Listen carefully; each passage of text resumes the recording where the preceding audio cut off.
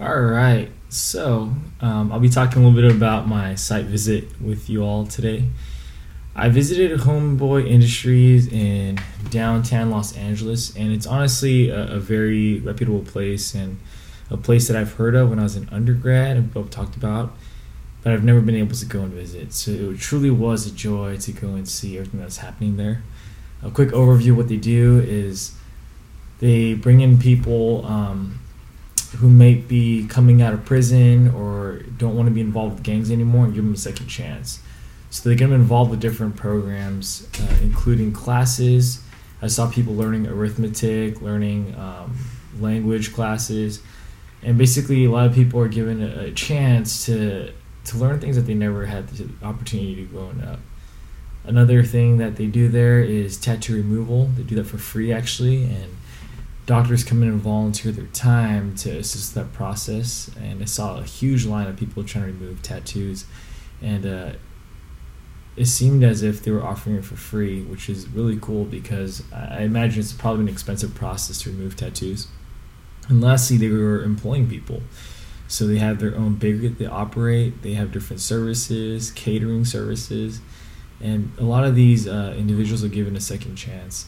I really saw a sense of community as they gathered and they started off their day. People were singing happy birthday to one another.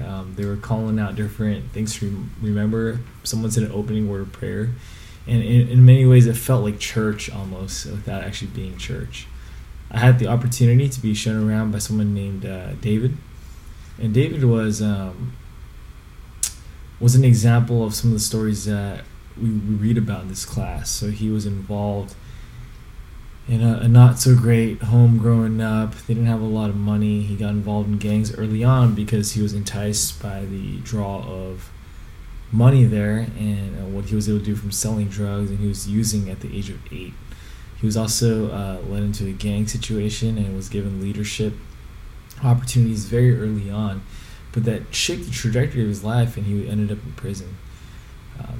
Luckily now he's out. He said he got out last October and immediately joined Homeboy Industries, and it's turned his life around in so many ways. And he was tearing up while he's telling his story, and you can tell that he was moved by just the second chance that he's been given through this organization.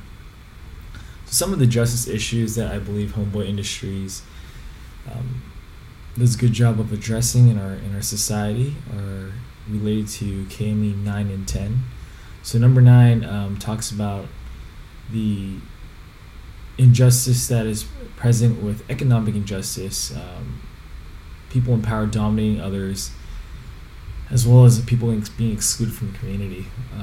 The population of people that come across Homeboy Industries are definitely of this type. They usually aren't people who have a lot of money. They're people that were all minorities when I went there. Then obviously there are people that have been excluded from other communities based on how intimidating they might look, based on the histories they may have and what they've done. The second KME 10 talks about the sacredness of life and the worth and dignity of each person affected. So a lot of these people that come out of prison question whether or not they have dignity and worth. They question if they mean anything in society anymore. And in many ways, I do feel like Homeboy Industries gives them a second chance. It gives them that sense of worth. It gives them a place of belonging. So these two are very apparent in the work that they were doing. And in my short visit of half a day, I saw all these things already. And I can only imagine what it would be like to be there every day and to be a part of that community. Some of the variables that I saw within the 4 quadrants, and I'll just go through each one and one of the bullet points underneath. In terms of way of seeing that leads to social change, Homeboy Industries changed the way in which you see the problem. So instead of just labeling all these people as criminals, they saw them as people. They saw maybe if we invested in these people, their lives can be turned around, and that was very apparent. The way of reasoning that shapes the principles of the organization is kind of tied to that, but the reasoning here is that the methods of equipping them might give them a way to a different life, a different path. And it's not as easy just assuming because they are marginalized people, because they are involved in bad neighborhoods, that they don't have a second chance. So it changes the reasoning and the approach behind that. the embodied context, all these people were given a community. We saw mentors come in. I witnessed someone coming from the mayor's office that was there to spend some time with people. I saw friendships being built. People were saying hello to one another. They were supporting one another.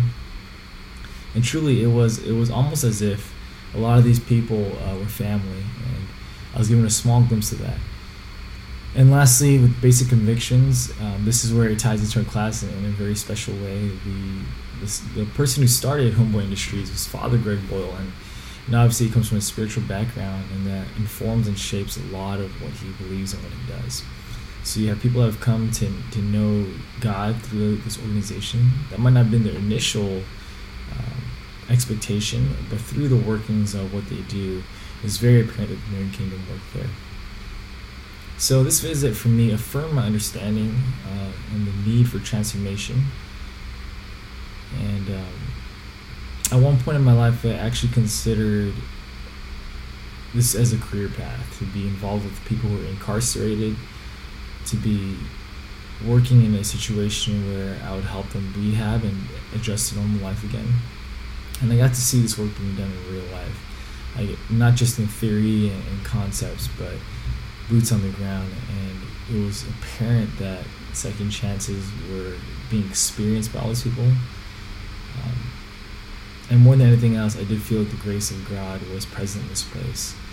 They're running out of space there because so many people come through, and it's just such a landmark of the community that they even have their own people be equipped to go out and speak about their experiences and to instill hope in others.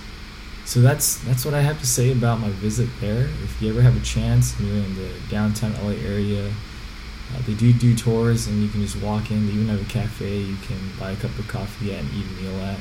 Tacos are fantastic. So check that out, because I really think they're doing great work. Thank you all.